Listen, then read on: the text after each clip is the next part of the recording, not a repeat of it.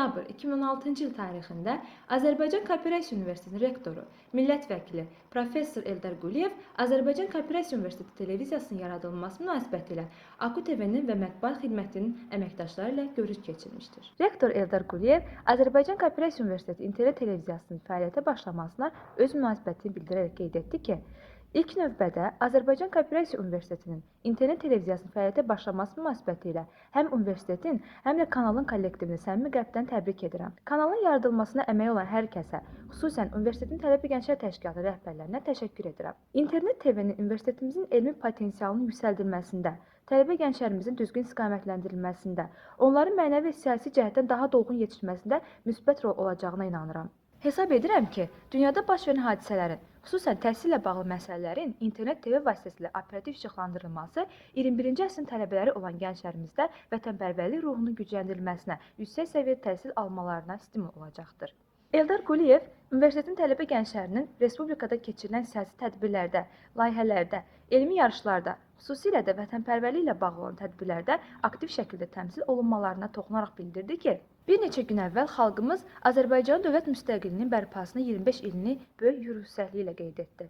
25 il müstəqil dövlət üçün tarixi baxımdan elə də böyük müddət olmasa da, bu müddətdə, xüsusən 93-cü ildən sonra ölkəmiz böyük inkişafa nail olmuşdur və bu inkişaf indi də davam edir. Sözsüz ki, əldə olunan bu uğurlarda ümumi liderimiz Heydər Əliyevin müstəsna rolu olduğu xüsusi qeyd olunmalıdır. Bəlkə də ölkənin fəlakətin astanasında olduğu bir vaxtda ulu öndər xalqın tələbi ilə Naxçıvandan Bakıya gələrək rəhbərlik məsuliyyətini öz üzərinə götürməsəydi, Azərbaycan xırda dövlətlərə yaxud qurumlara parçalana bilərdi. Zəngin təcrübəyə, möhkəm iradəyə malik Heydər Əliyevin qətiyyətli addımları onun öz xalqına və xalqın Heydər Əliyevə inamı ölkəni fəlakətdən xilas etdi. Məşhur bir şeirə uyğunlaşdırsaq, əminliklə deyə bilərik ki, xalq deyəndə Heydər Əliyevi, Heydər Əliyev deyəndə xalqı başa düşürük. Deyimi həmin illərdə oğullarımızın əsası oldu. Heydər Əliyevin özündən sonra xalqımıza tövsiyə etdiyi və onun layiqli davamçısı olan möhtərəm prezidentimiz İlham Əliyev ulu öndərin dəst xəttini uğurla davam etdirərək müasir Azərbaycanın yeni dövlət modelini yaratdı. İqtisadi inkişafla yanaşı ordu quruculuğuna çox ciddi önəm verilir və bu müharibə vəziyyətində olan ölkə üçün son dərəcə vacibdir. Hazırda Azərbaycan ordusu dünyanın müasir texnikası ilə təchiz olunmuş ən güclü orduları sırasına daxildir. Əldə olunan uğurlar ölkəmizin beynəlxalq nüfuzunu qaldırmışdır.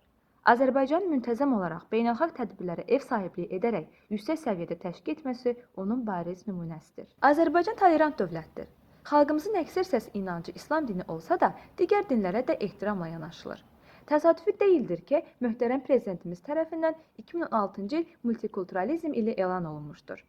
Vətənpərvərliklə bağlı isə qeyd etməliyəm ki, Azərbaycan gəncliyi həmişə yüksək səviyyədə vətənə bağlılığı ilə seçilmişdir. Bilirsiniz ki, hələ müstəqillik əldə olunmazdan əvvəl ermənilər ölkəmizə qarşı torpaq iddiasına düşmüşdülər və 20% ərazimiz işğal olunmuş, 1 milyona yaxın insan öz ata-baba yurtlarından qaçqın düşmüş, bütün varidatına məhrum olmuş, minlərlə insan dünyasını dəyişmiş, şikəst olmuşdur. Ulu öndər Heydər Əliyev qaçqın və məcburi köçkünlərin problemlərinə həmişə həssaslıqla yanaşırdı.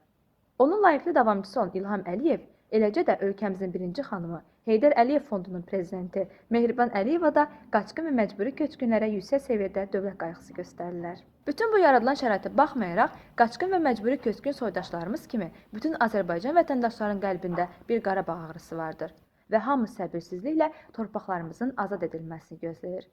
Bu ilin aprel hadisələrini bir daha xatırlatmaq istəyirəm.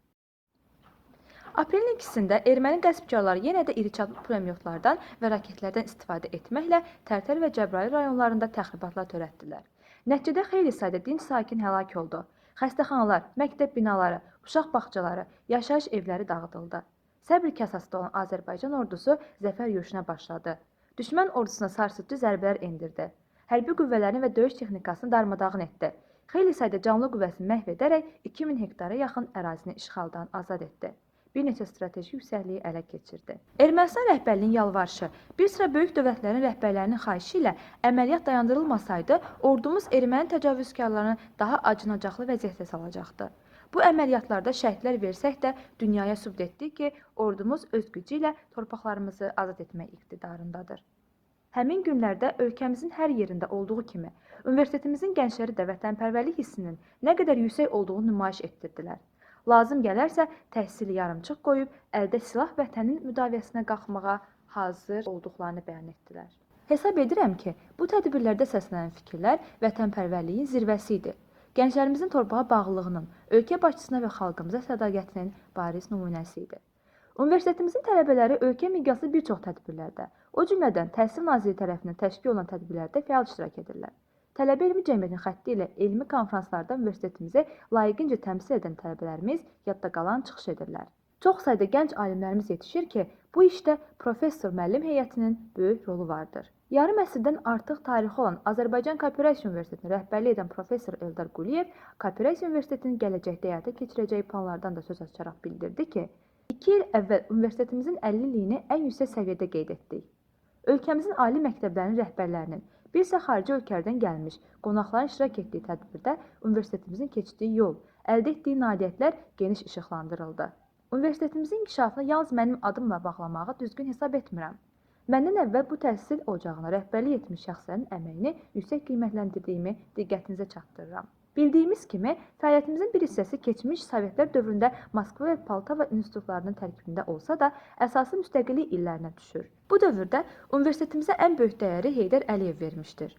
Onun 2000-ci il 31 avqust tarixli fərmanı bu təhsil ocağının həyatında unudulmaz hadisə kimi qalmışdır. Məhz bu fərmana uyğun olaraq böyük inkişaf mərhələsinə qədəm qoyduq. İnstitutun bazasında universitet yaratdıq. 18 ixtisas üzrə tədrisin həyata keçirilməsinə başlanıldı. 8 dekanlıq, 27 kafedra vasitəsilə tədris təşkil olundu. Yeni korpus inşa edildi. Laboratoriyalar, fən kabinələri, informatika şəbəkəsi yaradıldı. Maddi texnika baza möhkəmləndi. Professor müəllim heyəti gücləndirildi. Yalnız ölkəmizin deyil, MDB-yə daxil olan dövlətlərin, eləcə də bir sıra Avropa ölkələrinin ali məktəbləri ilə əlaqələr yaradıldı. Son illər ölkəmiz təhsil sahəsində də yüksək inkişafa nail olmuşdur. Xüsusən Təhsil Naziri vəzifəsinə gənc, yüksək intellektli, islahatlar tərəfdarı Mikayıl Cabbarovun təyin olunmasından sonra bu inkişaf özünü daha qabarıq göstərir. Bugün Azərbaycan təhsili günü-gündən inkişaf edir. Orta məktəblərdən tutmuş ali məktəblərə qədər təhsilin səviyyəsi dayanmadan inkişaf edir, deyən Eldar Quliyev diqqətə çatdırdı ki, bugün Azərbaycan bütün sahələrdə uğurla inkişaf edir, regionun aparıcı dövlətinə çevrilmişdir. Orta təhsildən tutmuş bakalavriat, magistratura, doktorantura səviyyələrində təhsil həyata keçirilir. Bugünün şagirdi sabah tələbə, bugünkü tələbə sabah magistr və alim səviyyəsinə qalxa bilər. Bugün Azərbaycan prezidentinin apardığı siyasət gənclərdən yüksək biliyə yiyələnməyi tələb edir. Ölkə başçısının neft kapitalını insan kapitalına çevirək devizi yüksək intellektli gənclərin yetişdirilməsini qarşıya məqsəd qoyur. Və bu məqsəd biz müəllimləri tələbələrə ən yüksək səviyyədə bilik verməyə stimullaşdırır. Məlumunuz olduğu kimi, möhtərəm prezidentimiz təhsilə xüsusi diqqət və qayğı ilə yanaşır. Universitetimiz də bu diqqət və qayğıdan kənarda qalmır. 2014-cü ildə universitetimizin 50 ili qeyd olunarkən 12 nəfər əməkdaşımızın əməkdar müəllim, əməkdar mədəniyyət işçisi, əməkdar bədən tərbiyəsi və idman xadimi adına layiq görülməsi, tərəqqi medalı ilə təltif olunması, bu ilin oktyabr ayında müəllim günü ilə əlaqədar universitetimizin professoru Bəyalı Ataşova təhsil sahəsində ən yüksək ad olan əməkdar elm xadimi adı verilməsi də bu diqqət və qayğının bariz nümunəsidir. Gələcək planlarımız haqqında onu qeyd etmək istərdim ki, növbəti tədris ili üçün tələbə qəbuluna dair verdiyimiz sifarişdə bir sıra yeni ixtisaslar üçün qəbul planlaşdırmışıq.